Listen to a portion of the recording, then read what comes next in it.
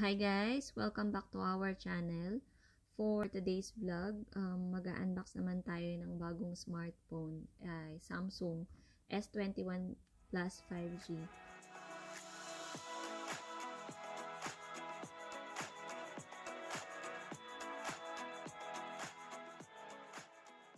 This year, naglabas ang Samsung ng bagong mga model. Merong bagong S21, S21 Plus, at S21 Ultra. So, ngayon, S21 Plus 5G ang ating i-unbox. So, napili ko ang color Phantom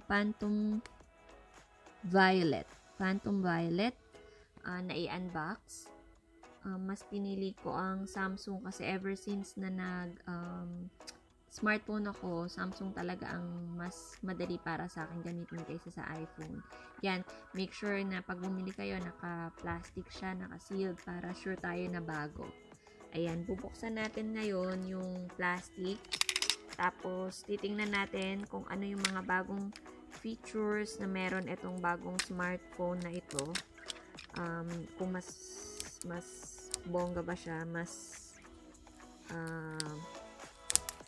advanced siya dun sa mga ibang smartphone. Yan. Yan siya. So, kung napapansin nyo, mas manipis na yung box niya. Mas manipis na siya. Pero, malaki pa rin siya katulad nung dati kong phone na S9 Plus. Kasing laki lang din siya, kasing lapad. Pero, manipis na siya. So, siguro, konti na lang laman niya sa loob. Hindi na katulad dati ng mga smartphone natin na talagang pakapalan ng box. Ayan. So, natanggalin na natin yung sealed niya. Ayan. Kita niyo na naman nakasealed pa siya, diba? Ayan. Kaya ko ba? Parang ang hirap naman. Tablet lang.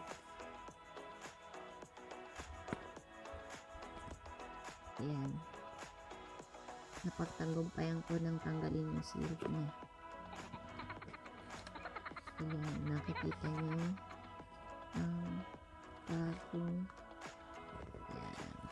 O, diba? Well, ganda ng color.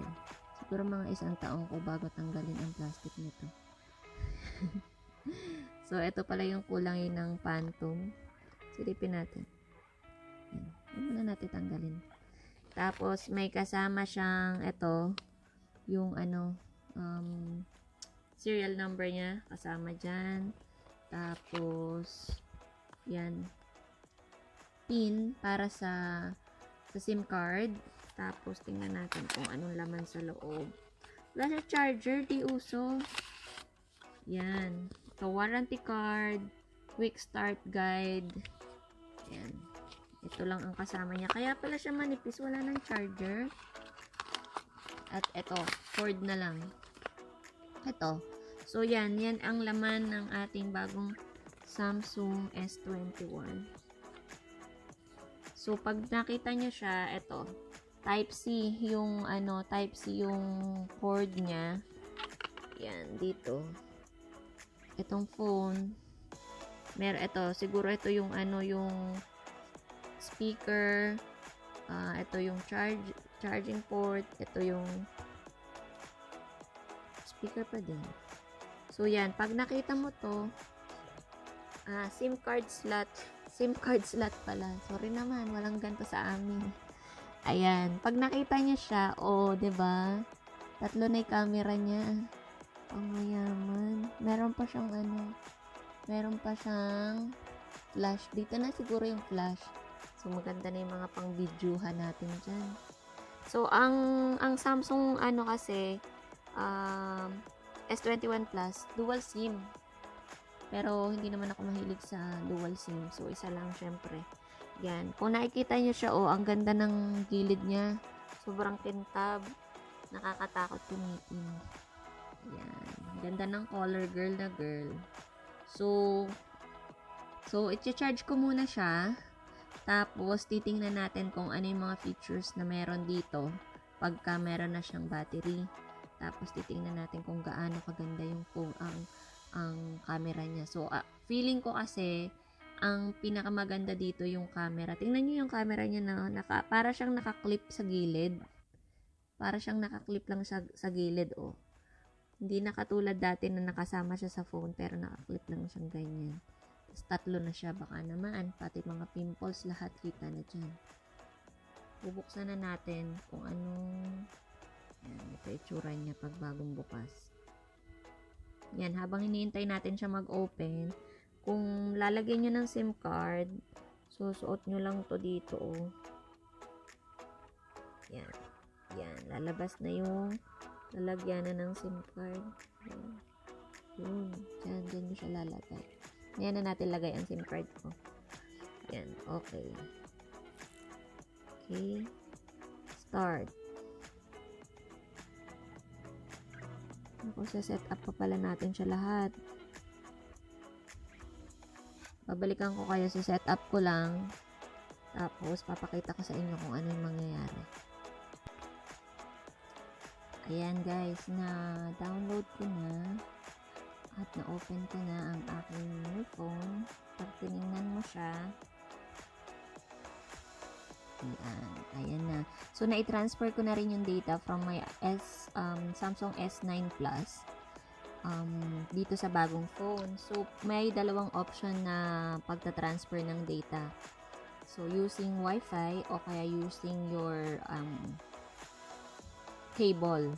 So, ginamit namin ay cable. Mas mabilis kasi.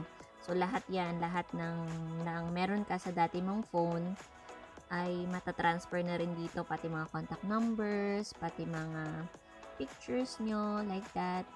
Yan, matatransfer nyo na. I-transfer na siya.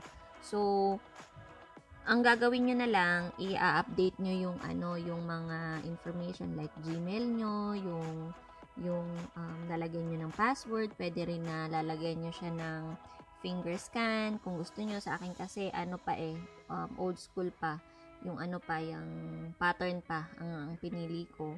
Tapos, yan, andito na yung mga mga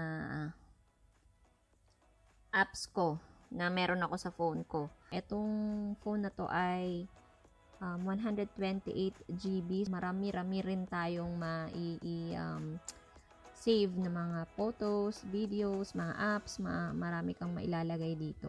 Ito yung bago kong phone. Tapos, syempre, may regalo ang aking asawa. Dahil bagong phone, kailangan may bagong housing.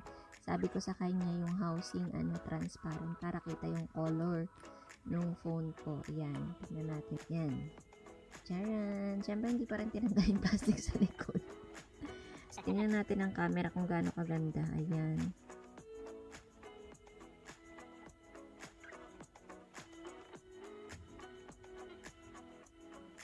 Ay, malabo dahil may plastic.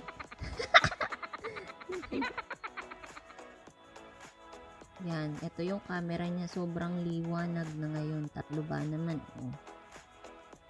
So, ang linaw-linaw na, pati ngayon ang dumi ay makikita na sa camera. Ayun. Sana po ay nagkaroon kayo ng idea kung ano yung bago dito sa S21 Plus. Kung plano nyong bumili ng bagong phone, maganda siya.